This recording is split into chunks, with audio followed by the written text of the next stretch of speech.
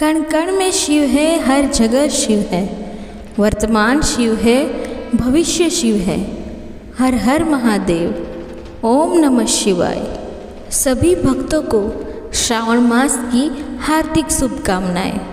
आज मैं आप सभी को भगवान शंकर की बड़ी ही अद्भुत कहानी सुनाने जा रही हूँ। एक बार भगवान शिव पृथ्वी लोक पर भ्रमण करने के लिए गए तो उन्होंने एक युवक को देखा। वह युवक ईश्वर को दोष देता जा रहा था। वह अपने जीवन से निराश था, दुखी था। यह सब देखकर भगवान शिव एक महात्मा का रूप धारण करके उस युवक को असली दुख के बारे में ज्ञान देते हैं। तो चलिए इस कहानी के माध्यम से समझते हैं कि असली दुख क्या होता है। अगर आप ये कहानी सुन रहे हैं तो पूरा सुनिएगा। इस कहानी को आधा अधूरा छोड़कर जाने की गलती मत करिएगा, क्योंकि इस कथा को सुनने वाले को मन चाहे फल की प्राप्ति होगी। इस कथा को पूरा सुने। अगर आप शिव के भक्त हैं तो भोलेनाथ का अनादर ना करें। कमेंट में ओम नमः शिवाय या हर हर महादेव अवश्य लिखें। सुख और दुख एक ही सिक्के के दो पहलू हैं। सुख और दुख हमारे जीवन में लगातार आते ही रहते हैं और हमें लगता है कि हमारे जीवन में हजारों दुख हैं, हजारों समस्याएं हैं। लेकिन अगर आप वास्तविक तौर पर देखें तो अगर आप इस बात को अच्छी तरह से समझें तो आप ये समझ पाएंगे कि हमारे जीवन में केवल एक ही दुख होता है। और वो कौन सा दुख है और उस दुख का निवारण क्या है, उस दुख का समाधान क्या है, हम यही जानने की कोशिश करेंगे। एक समय की बात है। एक गांव में एक व्यक्ति रहता था। उसका नाम हरिहर था। वह बड़ा ही आलसी था और अपने जीवन से बहुत निराश था।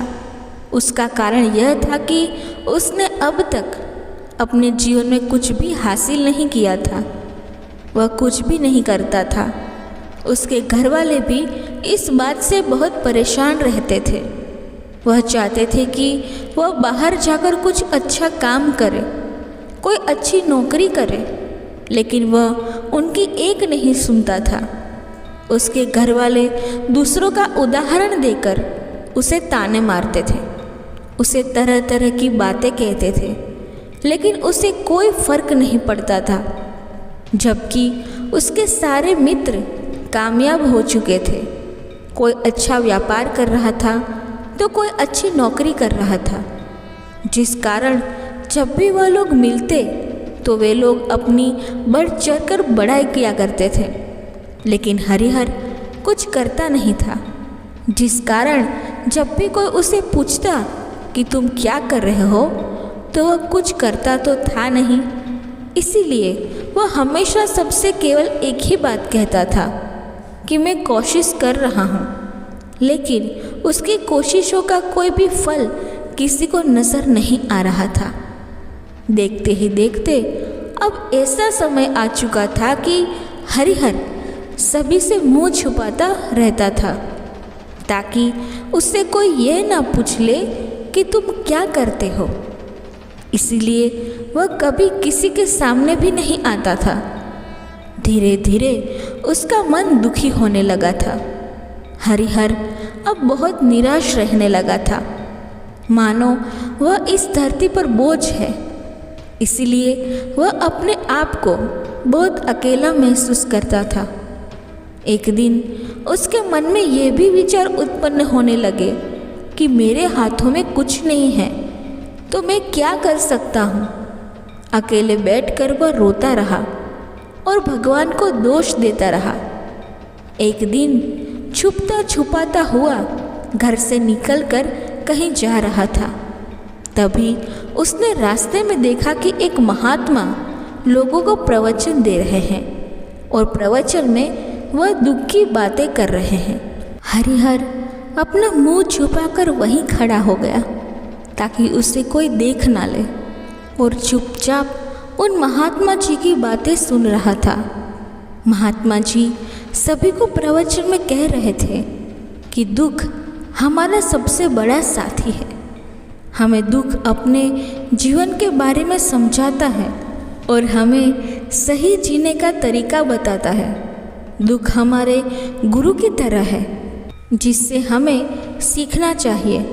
आप चाहे तो अपने जीवन में अपने दुखों को अपना गुरु बना सकते हैं और उससे सीख सकते हैं, या फिर आप चाहे तो अपने दुखों पर बैठकर रो सकते हैं, लेकिन इससे आपको कोई लाभ नहीं मिलेगा, बल्कि आप दिन प्रतिदिन और कमज़ोर होते जाएंगे, निराश होते जाएंगे। हरिहर छुप छुप कर उन महात्मा जी की बातें सुन रहा था। जैसे ही उपदेश खत्म हुआ, हरिहर उन महात्मा जी के पास पहुंचा और कहने लगा, हे महात्मा जी, अभी आप कुछ देर पहले दुख को गुरु बता रहे थे। आप कह रहे थे कि दुखों से हमें सीखना चाहिए, हमें उन्हें अपना गुरु बनाना चाहिए।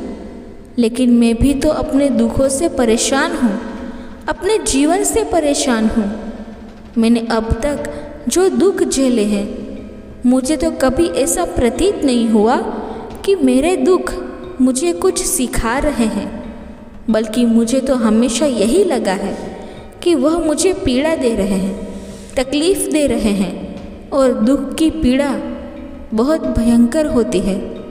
ऐसा लगता है जैसे अब इसके बाद हमारा जीवन समाप्त हो जाएगा, इसके बाद हमें कुछ नहीं मिलने वाला, और यहाँ तक कि हमें मृत्यु भी उसके सामने कम लगने लगती है। जब लोग ताने मारते हैं, जब लोग यह कहते हैं कि तुम क्या कर रहे हो, तो मन को बहुत ठेस पहुँचती है और मैं उनसे कुछ नहीं कह पाता हूँ। हरिहर की बातों को सुनकर महात्मा जी कहते हैं, बेटा, तुम्हें क्या दुख है और तुम दुख के बारे में ऐसी बातें क्यों कर रहे हो? हरिहर ने अपने ऊपर बीती हुई सारी बातें उन महात्मा जी को बता दी और कहने लगा, हे महात्मा, क्या आपके पास मेरे दुख का कोई समाधान है? हरिहर की बातें सुनकर महात्मा जी मुस्कुराए और कहने लगे, बेटा, जब तुम्हारे जीवन में असली दुख आए तो तुम मेरे पास आना, मैं तुम्हारे दुख का समाधान अवश्य बताऊंगा। उन महात्मा जी की बातें सुनकर हरिहर अचरज में पड़ गया। उसे यह समझ नहीं आ रहा था कि क्या उसने अब तक जो दुख झेले हैं वो असली दुख नहीं है। उसने जो अब तक पीड़ा झेली, लोगों के ताने सहे हैं और जो तकलीफ़ें उठाई है, क्या वह असली दुख नहीं है? आगे वह मन ही मन अपने आप से कहता है कि जब मुझे मेरे अपने नहीं समझ पाए तो यह महात्मा जी मुझे क्या समझेंगे। इतना सोचकर हरिहर वहाँ से अपने घर की ओर चला गया। अब हरिहर लोगों के ताने सुन सुनकर बहुत थक चुका था। वह बहुत निराश हो चुका था, जिस कारण से उसने निर्णय लिया कि वह अब कुछ करके दिखाएगा। उसने अपने पिता से थोड़ा सा रुपया लिया और उस रुपये से उसने एक व्यापार शुरू किया। उसके पिता बहुत खुश थे कि कम से कम मेरा बेटा कुछ करने का प्रयास तो कर रहा है, लेकिन उसे व्यापार में कोई सफलता नहीं मिल रही थी, जिस कारण वह बहुत ही हताश हो चुका था। वह बहुत निराश हो चुका था। हरिहर को यह समझ नहीं आ रहा था कि वह क्या करे, किस तरह से अपने व्यापार को आगे बढ़ाए। तभी उसके पिता ने उससे कहा, बेटा, कोई बात नहीं, इसी तरह से प्रयास करते रहो, आज नहीं तो कल सफलता अवश्य मिलेगी। हरिहर ने अपने पिता की बात मानी। हरिहर अब अपने व्यापार में और भी कड़ी मेहनत करने लगा। धीरे धीरे उसे सफलता मिलने लगी और फिर उसने रफ्तार पकड़ ली। देखते ही देखते केवल 2 साल के अंदर वह एक बहुत बड़ा व्यापारी बन गया। अब उसके पास धन दौलत की कोई कमी नहीं थी। जो लोग हरिहर को पहले नापसंद किया करते थे, वही लोग अब उसे पसंद करते थे, उसकी चिंता करते थे, उसके कार्यों की सराहना करते थे। उसके माता पिता भी अब अपने बेटे से बहुत खुश थे और उसकी सफलता से अत्यंत प्रसन्न भी थे। धीरे धीरे हरिहर के मित्रों की संख्या लगातार बढ़ती जा रही थी। हरिहर के कुछ मित्रों ने उसे यह भी सलाह दी कि उसे अपना व्यापार और तेज़ी से बढ़ाना चाहिए, उसे अपने व्यापार को और फैलाना चाहिए। जब तुम आज केवल इस नगर के सबसे बड़े व्यापारी हो, तब तुम इतना खुश हो, तुम्हारे साथ बहुत सारे लोग हैं। वहीं पर तुम सोचो कि तुम जब इस राज्य के सबसे बड़े व्यापारी बन जाओगे, तब तुम्हारे यहाँ पर लोगों की भीड़ लग जाएगी। लोग तुमसे मिलने के लिए समय निकालेंगे। यहाँ तक कि इस राज्य का राजा भी तुमसे मिलना चाहेगा, तुम्हारी तारीफ करेगा, और यदि कभी ऐसी ज़रूरत आ पड़ी तो वह तुमसे धन भी उधार लेने के लिए अवश्य आएगा। हरिहर को अपने दोस्तों की यह बात बहुत पसंद आई। हरिहर ने सोचा कि मेरे मित्र सही कह रहे हैं, मुझे अपने व्यापार को और बड़ा करना चाहिए और फैलाना चाहिए, तभी तो हर कोई मेरे बारे में जान सकेगा, हर कोई मुझे पहचान सकेगा। उसने बिना देरी किए, समय को बिना गवाए अपने व्यापार में और मेहनत करने लगा। लेकिन अब की बार उसके मन में धैर्य नहीं था, जिस कारण उसने कुछ अनुचित कदम उठाए ताकि उसका व्यापार जल्दी से जल्दी और बड़ा हो जाए। उसने कई लोगों से अधिक मात्रा में धन उधार ले लिया, जिससे उसके ऊपर काफ़ी कर्ज बढ़ चुका था।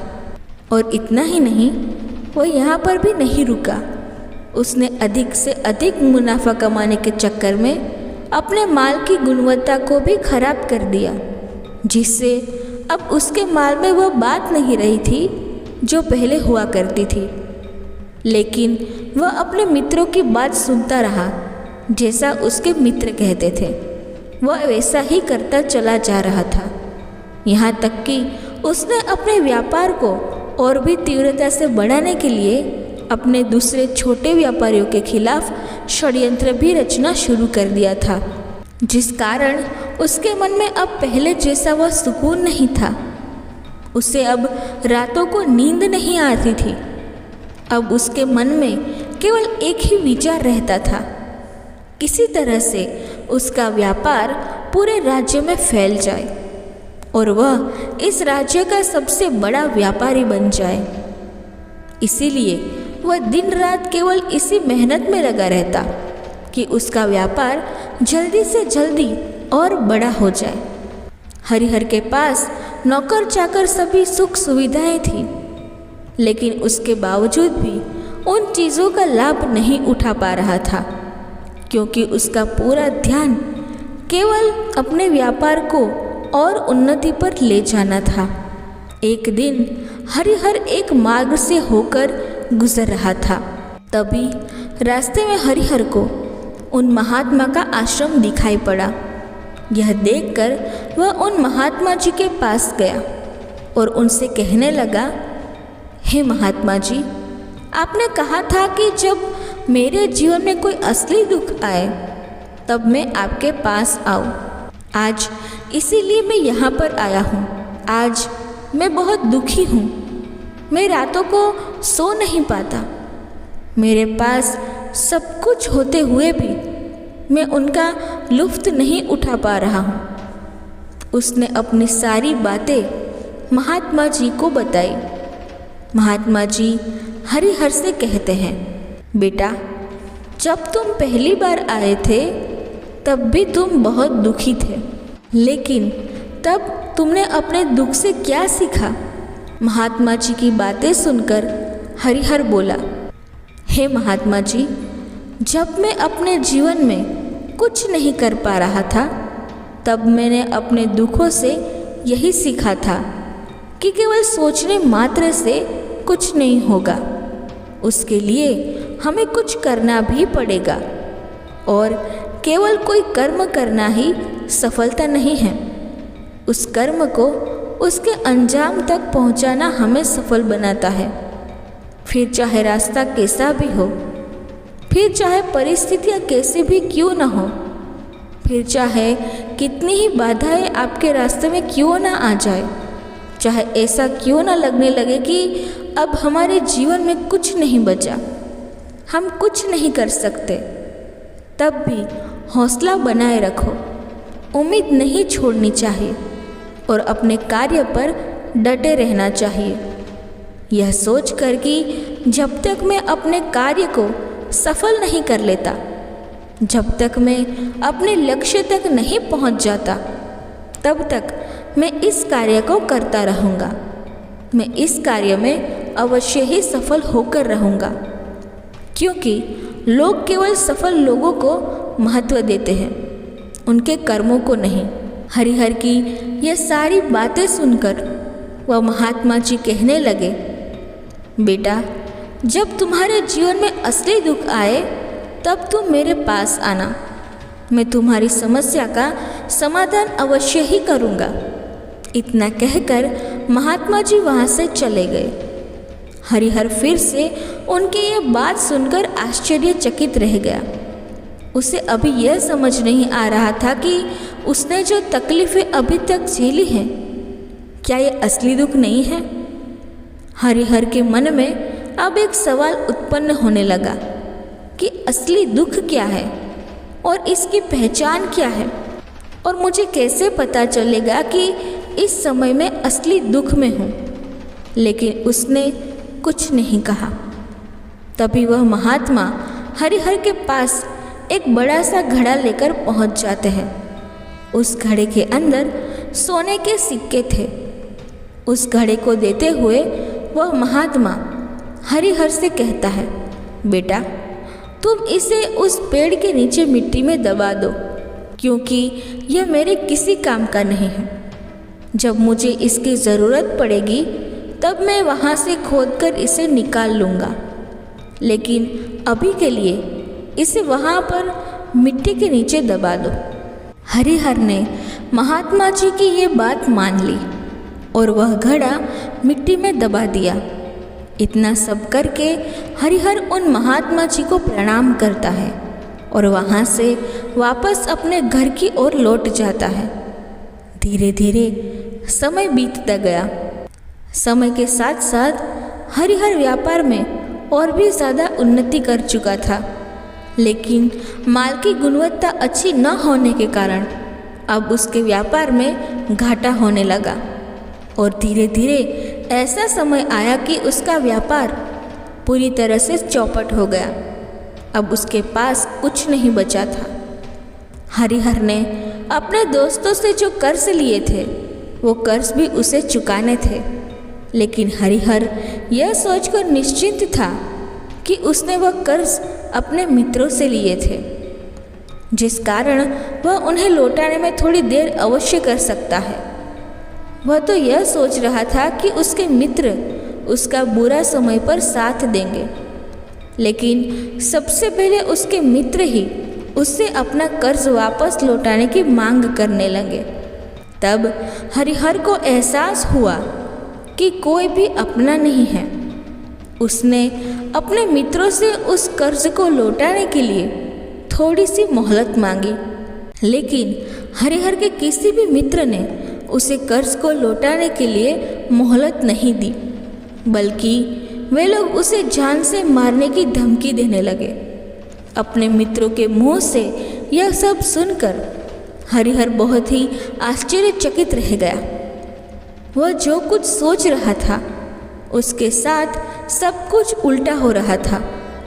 व्यापार के चलते उसके बहुत मित्र और शुभचिंतक बने थे, पर वह सब उससे दूर जाने लगे थे। हर कोई उससे पीछा छुड़ाना चाहता था, कोई भी उसका साथ नहीं देना चाहता था। धीरे धीरे उसकी सारी संपत्ति नीलाम हो गई। अब उसके पास कुछ नहीं बचा था। वह सड़क पर आ चुका था। एक दिन हरिहर ने अपने पिताजी से कहा, पिताजी मेरी मदद कीजिए, मेरे ऊपर बहुत कर्ज है, मुझे उसे लौटाना है, कृपा करके मुझे थोड़ा सा धन दे दीजिए। इस पर हरिहर के पिता ने हरिहर से कहा, बेटा मेरे पास यही एक छोटा सा घर है, अगर ये भी मैं तुम्हें दे दूँ तो मैं और तुम्हारी माँ कहाँ रहेंगे? हमें भी दर दर की ठोकरें खानी पड़ेगी। ले देकर अब हमारे पास केवल यही संपत्ति बची है, इसीलिए मैं तुमसे क्षमा मांगता हूँ। अपने माता पिता के मुख से ये सुनकर हरिहर चुपचाप वहाँ से चला गया और मन ही मन वह सोच रहा था कि मेरे पास अब कुछ नहीं बचा है। मेरे पास जो कुछ था वह सब कुछ तो लूट चुका, मेरा सब कुछ तो अब बर्बाद हो चुका है। भला मैं अब जीकर भी क्या करूँगा?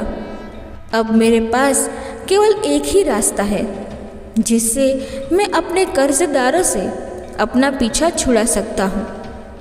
यह सोचता हुआ वह एक ऊंची पहाड़ी की ओर पहुँचा।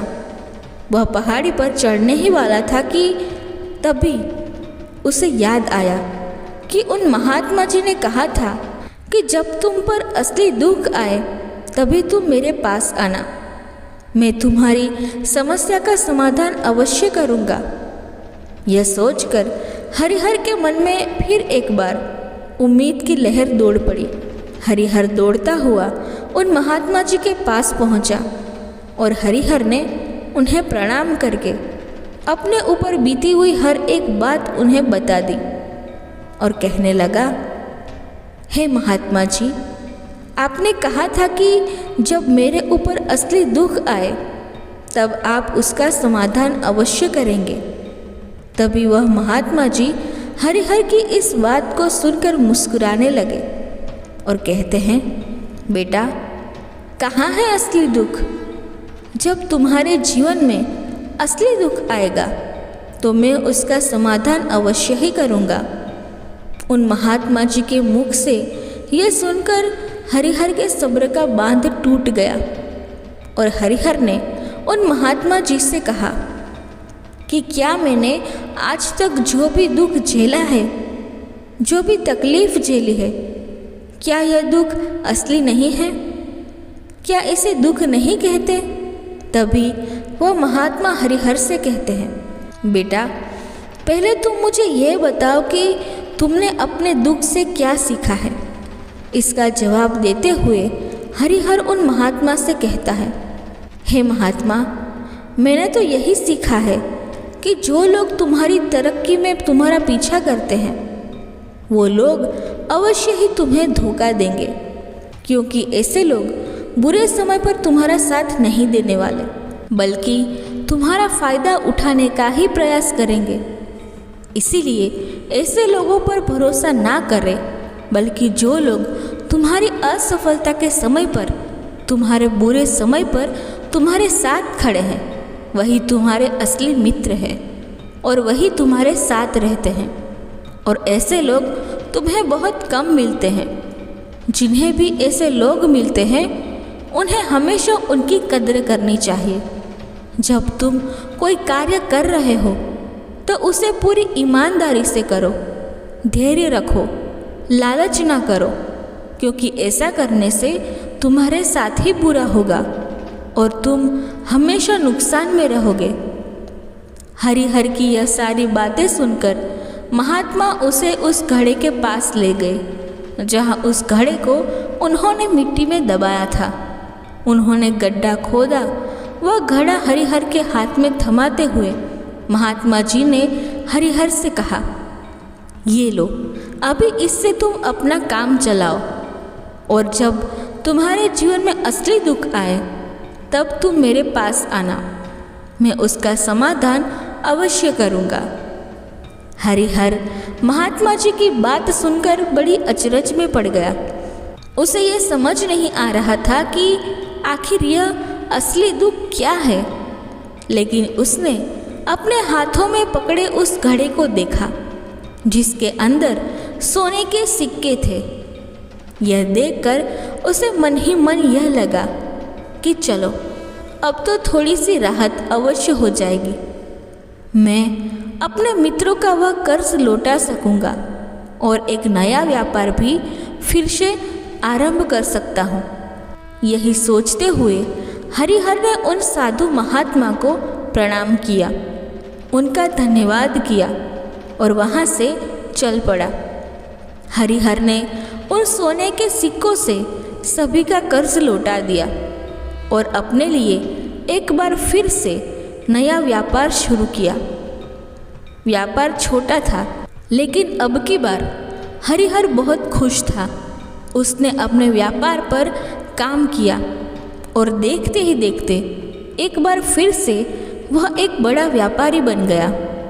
लेकिन अब की बार वह बहुत खुश था, क्योंकि इस बार उसने कोई लालच नहीं किया, ना ही किसी के लिए षड्यंत्र रचा, बल्कि उसने पूरी ईमानदारी और मेहनत के साथ अपने व्यापार पर काम किया।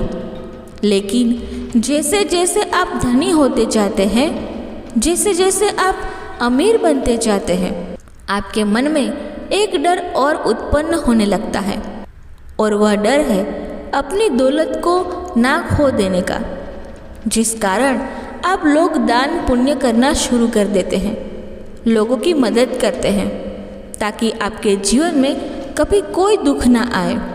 लेकिन यह जीवन सुख और दुख का संगम है, जिस कारण हर किसी को सुख और दुख से होकर गुजरना ही पड़ता है। इसी वजह से एक बार फिर से हरिहर के जीवन में एक और दुख का आगमन हुआ। अब की बार उसके माता और पिता दोनों की मृत्यु हो गई। हरिहर अपने माता पिता से बहुत प्रेम करता था, इसीलिए उसके मन को बहुत गहरा आघात पहुंचा। जब आखिरी बार वह उन्हें देख रहा था तो उसके मन में हजारों सवाल उत्पन्न होने लगे। उसने सोचा कि जिस संपत्ति के लिए वह हमेशा लड़ते झगड़ते रहते थे, आज उसकी देखभाल के लिए कोई नहीं था। उसके माता पिता ने जो भी मेहनत की, जो भी अपने जीवन में इकट्ठा किया, सब यहीं रह गया। लेकिन अब सब कुछ खत्म हो चुका था। हरिहर का मन अब बहुत बेचैन हो रहा था। उसके मन में हजारों सवाल उत्पन्न हो रहे थे और वह अपने आप को बहुत अकेला महसूस कर रहा था। उसे बहुत खाली समय महसूस हो रहा था। उसने इधर उधर देखा, लेकिन उसे कुछ समझ नहीं आया। तभी उसे उन महात्मा जी की याद आई। वह तुरंत ही भागा भागा उन महात्मा जी के पास पहुंचा। उसे देखते ही उन महात्मा ने हरिहर से पूछा, क्या बात है बेटा, कोई फिर से दुख आ पड़ा है क्या? तभी हरिहर ने कहा, नहीं गुरुदेव, अब तो सब ठीक है, लेकिन आज मेरे माता पिता की मृत्यु हो गई और मैं बहुत अकेला महसूस कर रहा हूँ। मैं बहुत दुखी महसूस कर रहा हूँ। महात्मा जी हरिहर से कहते हैं, बेटा, इसमें दुखी होने वाली क्या बात है? यह तो जीवन है। यहाँ पर कोई भी रहने नहीं आया और ना ही कोई रहेगा। हम सब एक ना एक दिन मृत्यु को प्राप्त हो ही जाएंगे, और मृत्यु कब आएगी यह किसी को नहीं पता। हो सकता है कि तुम्हारी मृत्यु कल ही हो जाए। मैं तो अभी जवान हूँ और मुझे तो अभी अपनी उम्र जीना है। मैं तो कुछ करना चाहता हूँ, और आप कह रहे हैं कि मैं कभी भी मृत्यु को प्राप्त हो सकता हूँ। मृत्यु कभी किसी की उम्र देखकर नहीं आती और ना ही किसी को बताकर आती है। सारी बातें सुनकर हरिहर और भी ज़्यादा बेचैन हो गया और वह चुपचाप वहाँ से चला गया। उसके मन का वह खालीपन अभी वैसे ही था। हरिहर अपने आप को बहुत अकेला महसूस कर रहा था।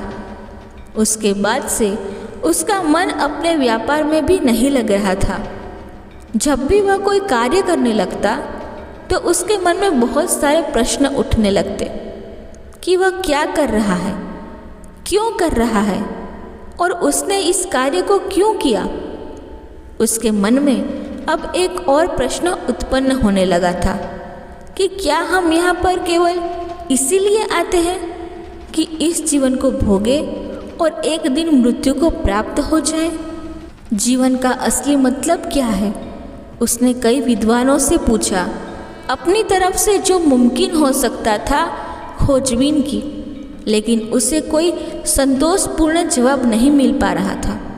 और जब उसे कोई जवाब नहीं मिला तो उसका दुख और भी बढ़ गया, जिस कारण उसके मन की बेचैनी और भी बढ़ चुकी थी और उसे यह समझ नहीं आ रहा था कि वह क्या करे, कहाँ जाए, किससे पूछे। तभी उसे फिर से उन महात्मा जी की याद आई। हरिहर फिर से उन महात्मा जी के पास पहुंचा और उसने अपने मन की सारी बातें उन महात्मा जी को बताई।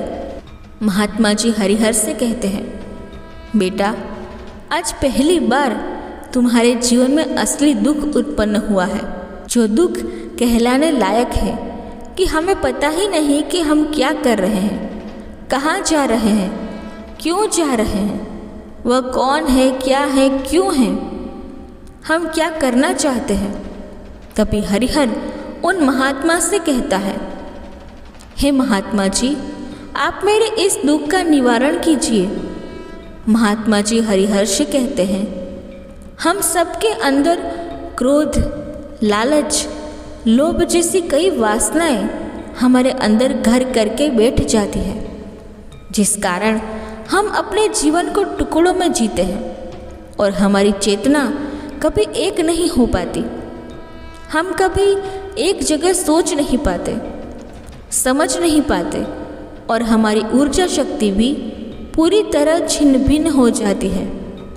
और आजकल के दौर में हमारे पास तो इतना भी समय नहीं है कि हम एक पल निकाल करके एक पल के लिए मुड़कर अपने आप को देख सके, अपने आप को समझ सके कि वास्तविकता में हर कोई यहाँ पर अपने जीवन भर केवल दुख दुख कहकर चिल्लाता रहता है।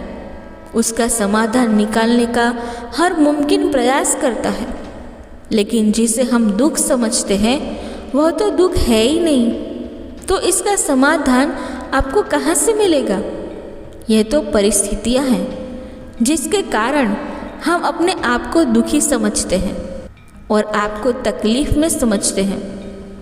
जैसे ही हम एक परिस्थिति से निकलते हैं, हम किसी दूसरी परिस्थिति में फंसकर रह जाते हैं।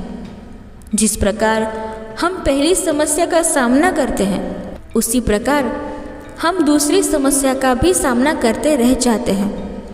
और जब हम इन परिस्थितियों से हार मान लेते हैं, जब हमें लगता है कि अब हमारे सामने कोई रास्ता नहीं बचा, तब हमारे सामने हमें केवल एक ही रास्ता नजर आता है और वह है मृत्यु। लेकिन यह कोई समाधान नहीं है, यह कोई रास्ता नहीं है। इसीलिए यदि आप सचमुच अपनी समस्याओं का समाधान चाहते हैं तो अपने आप को इकट्ठा करना सीखें, अपनी ऊर्जा को इकट्ठा कीजिए और अपने ऊपर ध्यान लगाकर मृत्यु से पहले अपने आप को पहचानो, अपने आप को जानो, अपने आप को बिखरने मत दो। तभी हरिहर उन महात्मा जी से कहता है, हे गुरुदेव, क्या फिर हमें इस जीवन को नहीं जीना चाहिए? क्या हमें अपनी इच्छाओं को पूरा नहीं करना चाहिए? महात्मा जी हरिहर से कहते हैं, बेटा, हमें किसी से भी लगाव नहीं रखना चाहिए। हमें अपनी इच्छाओं को मार देना चाहिए। हमें ज़्यादा संपत्ति इकट्ठा नहीं करनी चाहिए, क्योंकि हम मनुष्य की इच्छाएं, कामनाएं ऐसी होती है जैसे मानो एक पर्वत से गिरता हुआ झरना, जिस पर किसी का नियंत्रण नहीं है सिवाय देखते रहने के और परेशान होने के। लेकिन जब तुम अपने ऊपर ध्यान देने लगते हो, तब तुम अपने आप को पहचान जाते हो, समझ जाते हो। तब तुम इस पर नियंत्रण पा सकते हो, तब इच्छाएं भी तुम्हारे बस में होती है। और यदि तुम चाहो तो उन इच्छाओं की पूर्ति अवश्य कर सकते हो। महात्मा जी की ये सभी बातें सुनकर हरिहर ने महात्मा जी से कहा, हे गुरुदेव, आपका बहुत बहुत धन्यवाद। आपने मेरी सबसे बड़ी समस्या का समाधान आज कर दिया है। मैं आज से अपने आप को एकाग्रचित करूँगा। गुरुदेव, मानव शरीर में बहुत ऊर्जा है, बहुत शक्ति है, पर वह बेकार के कामों में लग जाती है, जिस कारण हमारा जीवन भी बेकार की चीज़ों में लगा रहता है। लेकिन हम कभी भी इस पर अपना ध्यान नहीं देते। हम कभी भी अपनी ऊर्जा को केंद्रित नहीं करते। हमारा जीवन भी कुछ ऐसा ही है। हम अपने जीवन में हमेशा ऊपर वाले से सवाल करते रहते हैं कि हमारे जीवन में इतना दुख क्यों है। हम सभी के मन में यह सवाल तो अवश्य ही उठता है, और इसका जवाब है कि वह ईश्वर यही चाहता है कि हम अपने जीवन के अंतिम दुख तक पहुंच सके, उस गहराई तक पहुंच सके जहां पर हमें यह पता चल सके कि हमने अभी तक अपने आप को नहीं जाना, अपने आप को नहीं पहचाना। मानव शरीर के अंदर जो ऊर्जा है, जो शक्ति है, उसके बारे में हम अभी तक नहीं जानते। हम अपने आप को चाहे तो एकत्रित कर सकते हैं, अपने आप पर नियंत्रण पा सकते हैं, लेकिन हम अपनी इस ऊर्जा को व्यर्थ की चीज़ों में लगा देते हैं, जिस कारण हम अपने आप को कभी नहीं पहचान पाते और ना ही कभी अपने आप पर नियंत्रण पा सकते हैं। लेकिन यदि आप अपने आप को जानना चाहते हैं, अपने आप को पहचानना चाहते हैं, तो पहले आपको खुद को एकत्रित करना होगा, अर्थात ध्यान लगाना होगा। ध्यान से ही आप अपनी उन समस्याओं का समाधान निकाल सकते हैं। तभी आप अपने आप को पहचान सकते हैं, जान सकते हैं और अपने जीवन के हर दुखों का समाधान भी कर सकते हैं। मित्रों, अगर इस कथा को बोलते समय कोई भूल हो गई हो तो मुझे क्षमा करें।